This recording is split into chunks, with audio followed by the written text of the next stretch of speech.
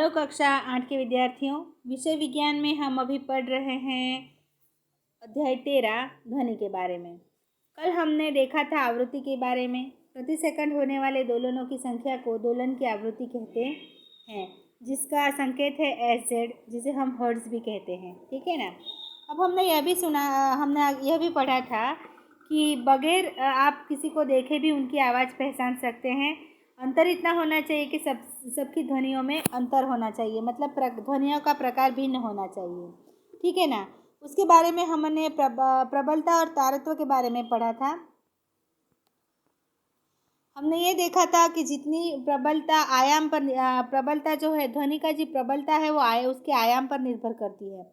जब किसी वस्तु का आयाम अधिक होता है तो उसके द्वारा उत्पन्न ध्वनि प्रबल होती है, और जब आयाम कम होता है तो उसके द्वारा उत्पन्न ध्वनि मंद होती है। आगे हमने यह देखा था कि जो ध्वनि की प्रबलता है उसको डेसिबल में मापा जाता है, जिसका संकेत है D और B।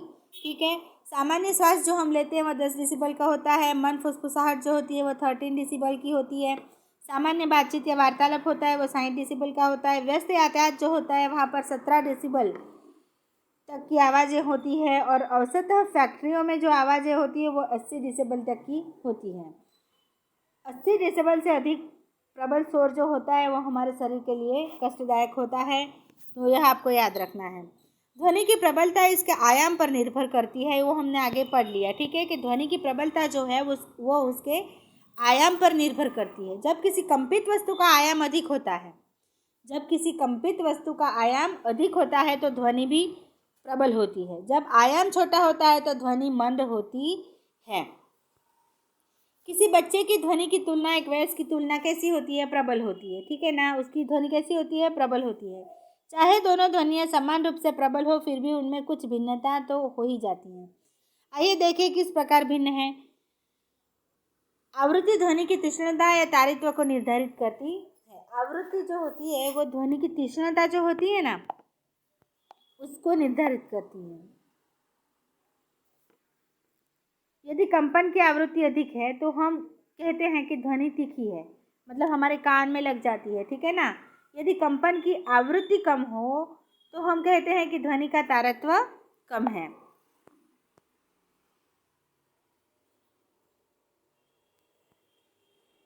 यहाँ पर देखिए, ये लड़का ढोल बजा रहा है, लेकिन उसकी आवृत्ति देखिए अधिक है ना, या उसकी आवृत्ति कम है, तो उसका तारत्व कैसा होगा? कम होगा।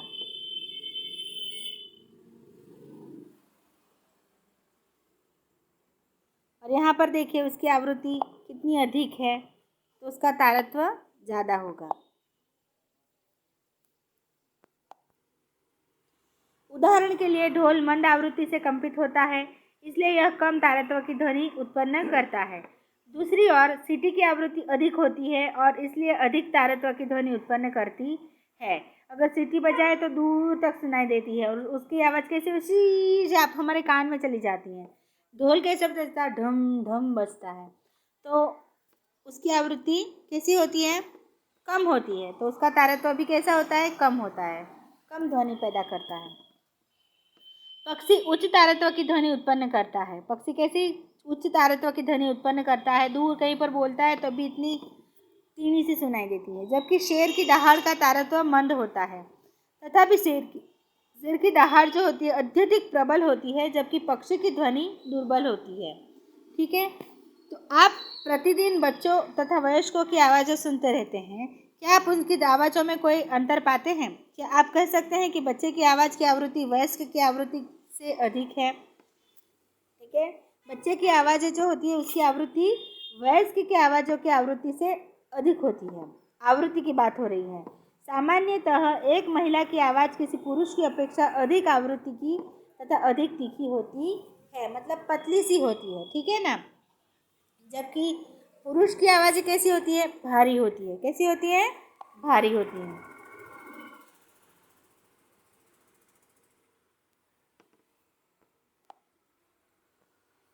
श्राव्य तथा अश्राव्य ध्वनि। श्राव्य तथा अश्राव्य ध्वनि के बारे में हम अगर पढ़ेंगे, चलिए देखते हैं। कुछ कुछ ध्वनि होती है जो श्राव्य होती है, जिसे हम सुन पाते हैं, लेकिन कुछ ध्वनि ऐसी होती है जिसे हम सुन नहीं पाते। ठीक है, हम जानते हैं कि ध्वनि उत्पन्न करने के लिए हमें एक कंपायमान वस्तु की आवश्यकता होती है। किसी ध्वनि को उत्पन्न करने के लिए हमें क्या चाहिए? कंपायमान वस्तु की आवश्यकता होती है। क्या हम सभी कंपायमान वस्तुओं की ध्वनियाँ सुन पा सकते हैं? जरूरी नहीं। तथ्य है कि लगभग 20 कंपन प्रति सेकंड 20 हर्ट्ज से कम आवृत्ति की ध्वनियाँ मानव कान सुन नहीं सकता। ठीक है, मतलब कि 1 सेकंड में 20 कंपन जो होते हैं वही हम सुन सकते हैं। उससे कम होगा, अगर 20 है, 8 है, 7 है, तो हम या मानव कान जो है वो उन्हें सुन नहीं सकता। यह कह सकते हैं कि 20 हर्ट्ज से कम आवृत्ति की ध्वनियाँ मानव कान द्वारा संसूचित नहीं की जा सकती। ऐसी ध्वनियों को अश्रव्य ध्वनि कहते हैं। ऐसी ध्वनियों को क्या कहते हैं? अश्रव्य ध्वनि, मतलब सुन नहीं पाने वाली ध्वनि। उधर लगभग 20,000 कंपन प्रति सेकंड से अधिक आवृत्ति की ध्वनियाँ भी मानव कान द्वारा संसूचित नहीं है।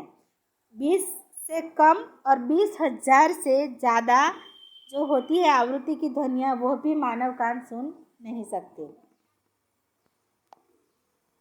कुछ जंतु 20,000 हर्ट्ज के अधिक की आवृत्ति की ध्वनियों को भी सुन सकते हैं।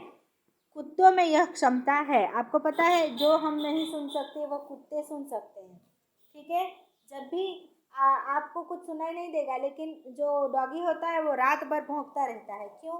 क्योंकि उसको वह ध्वनि सुनाई देती है जो हम नहीं सुन पाते हैं। ठीक है,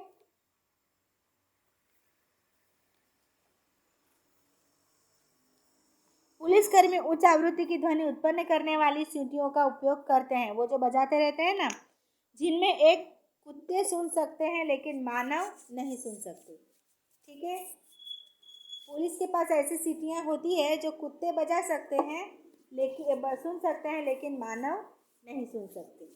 ठीक है, मैंने एक ऐसी मूवी देखी थी, अंग्रेजी थी, पुरानी थी, लेकिन मैंने यह देखा था कि पूरे इस तरह की सीटियाँ बजाकर कुत्तों को कोई दूर से गाइड कर रहा था, बहुत दूर से, और उसने पूरा बैंक लूट लिया था।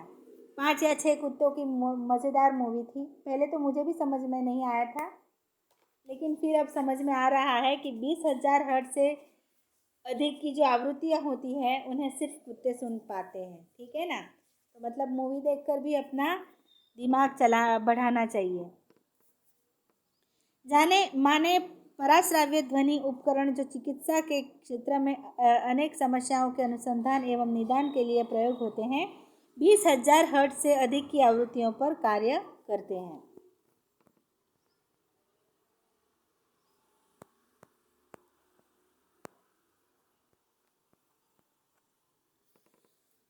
अतः मानव कानों के लिए श्राव्य की आवृत्ति का परास लगभग 20 हर्ट्ज से 20,000 हर्ट्ज तक है। इसका अर्थ यह है कि हम केवल 20 हर्ट्ज से 20,000 के हर्ट्ज के बीच की आवृत्ति वाली ध्वनियाँ ही सुन सकते हैं। यह आंकड़े जो हैं आपको याद रखने पड़ेंगे, अगर परीक्षा में आते हैं तो आपको पता होना चाहिए। अब हम आगे देखते हैं शोर तथा संगीत। शोर तथा संगीत में क्या भेद है? श्राव्य और अश्राव्य ध्वनियों में क्या भेद है वो हमने देखा कि कौन सी ध्वनियाँ हम सुन पाते हैं और कौन सी ध्वनियाँ हम नहीं सुन पाते। अब हम आगे देखेंगे शोर तथा संगीत में क्या अंतर है। आपको पता है कि ध्वनियाँ तो दोनों प्रकार की होती है। एक तो शोर करती है जो हमें बिल्कुल अच्छी नहीं लगती, जिससे दिमाग हमारा थक जाता है। दूसरी ध्वनियाँ जो होती है वो संगीत होता है। अगर संगीत धीरे धीरे से बजता रहता है तो हमें बहुत अच्छा लगता है। ठीक है ना, हम अपने चारों ओर विभिन्न प्रकार की ध्वनियाँ सुनते हैं। क्या ध्वनि सदैव सुखद होती है ना? हम हर रोज़ हमारे चारों ओर ध्वनियाँ सुनते रहते हैं, लेकिन क्या हमें हर कोई ध्वनि पसंद आती है, सुख देती है, संतोष देती है? क्या ध्वनि कभी कभी आपको कष्ट पहुंचाती है? कुछ ध्वनियाँ आपको सुखद लगती है, जबकि कुछ ध्वनियाँ अच्छी नहीं लगती, है ना? मान लीजिए आपके अड़ोस पड़ोस में निर्माण कार्य चल रहा है, कोई सुबह से रात तक थोड़ा ठोक रहा है। ठीक है, और घर का तो रिनोवेशन का कार्य हो रहा है, कितना दुखदाई होगा।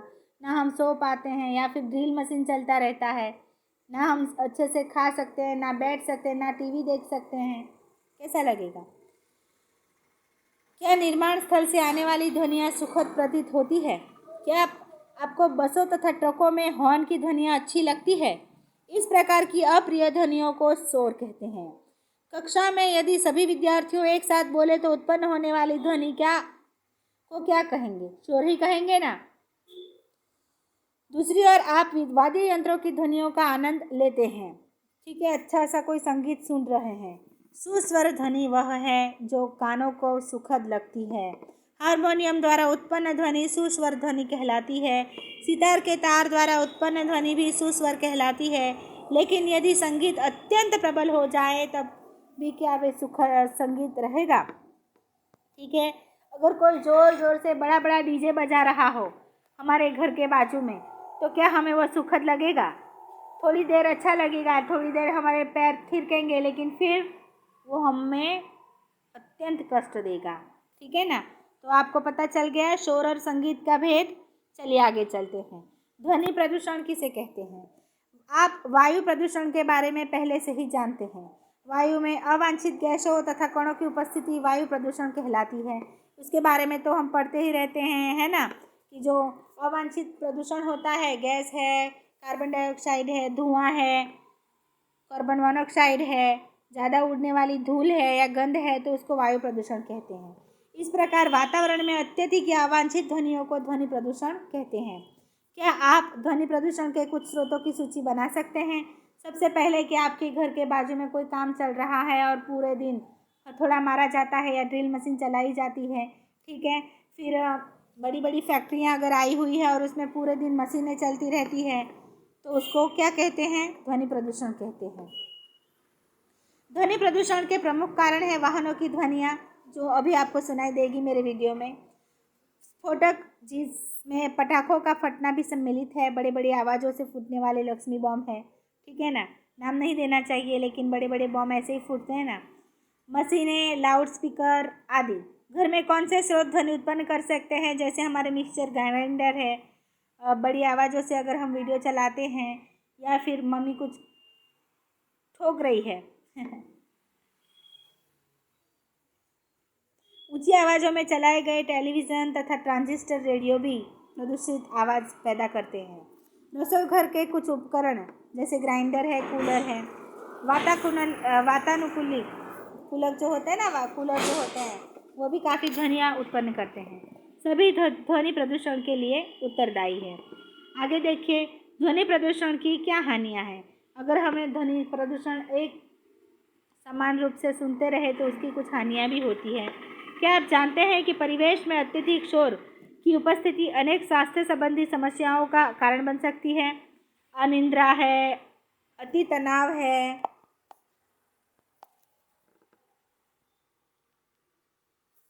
रक्तचाप मतलब ब्लड प्रेशर, चिंता, अन्य बहुत से स्वास्थ्य संबंधी विकार ध्वनि प्रदूषण से उत्पन्न हो सकते हैं। लगातार प्रबल ध्वनि के प्रभाव में रहने वाले व्यक्ति की सुनने की क्षमता जो होती है वो कभी कभी अस्थायी रूप से या कायमी रूप से, स्थायी रूप से कम हो जाती है। मतलब हमारे कान में लंबे वक्त पर बहरास आ सकती है। ठीक है, हम बहरे हो सकते हैं। अब ध्वनि प्रदूषण को सीमित रखने के लिए उपाय भी किए जा सकते हैं। वो भी हमें पता हो तो हम ध्वनि प्रदूषण से काफ़ी निजात पा सकते हैं। जैसे ध्वनि को नियंत्रण करने के लिए हमें ध्वनि के स्रोतों पर नियंत्रण करना चाहिए। ये कैसे किया जा सकता है? तो इसके लिए वायुयानों में के इंजनों, यातायात के वाहनों, औद्योगिक मशीनों तथा घरेलू उपकरणों में अशामक युक्तियाँ लगानी चाहिए। मतलब साइलेंसर, हमारे वाहनों में भी साइलेंसर लगाया जाता है जिससे उसकी ध्वनियाँ कुछ कम हो सकती है। वायुयानों में भी लगाने चाहिए। ठीक है, औद्योगिक मशीनों में भी कुछ ऐसे कार्य करने चाहिए जिससे उसकी आवाज़ बाहर वातावरण में ना फैले। आवासीय क्षेत्रों में ध्वनि प्रदूषण को कैसे नियंत्रित किया जा सकता है? तो ध्वनि उत्पन्न करने वाले क्रियाकलापों को आवासीय क्षेत्रों से दूर संचालित करना चाहिए। मतलब जो बड़ी बड़ी फैक्ट्रियां होती है जो ध्वनि प्रदूषित करती है, तो उन्हें रिहायशी एरियो से बाहर डालने की अनुमति देनी चाहिए। मतलब फैक्ट्रियाँ जो है वो रिहायशी एरियो से बाहर होनी चाहिए। ध्वनि उत्पन्न करने वाले उद्योगों को आवश्यक क्षेत्रों से दूर स्थापित करना चाहिए, जो अभी अभी हमने बोला। स्वचालित वाहनों के हॉर्न का उपयोग कम से कम करना चाहिए। ठीक है, ये जो लोगों को चलते हैं ना, जो वाहनों में बाइक जो होती है, गाड़ी वाले जो होते हैं, कार वाले जो होते हैं, जो बिना वजह हॉर्न बजाते रहते हैं, उनको उनके या चित्र विचित्र हॉर्न लगवाते हैं, उनको रोकना चाहिए। ठीक है, या उन्हें ये समझाना चाहिए कि कम आवाज़ करो। टेलीविज़न तथा संगीत निकायों की ध्वनि प्रबलता कम रखनी चाहिए। जब भी हम घर में टेलीविज़न देखते हैं या संगीत सुनते हैं, तो हमें उनकी ध्वनियाँ कम रखनी चाहिए। ना खुद सुनो या घर में सिर्फ आप सुनो, पूरे मोहल्ले को मत सुनाओ।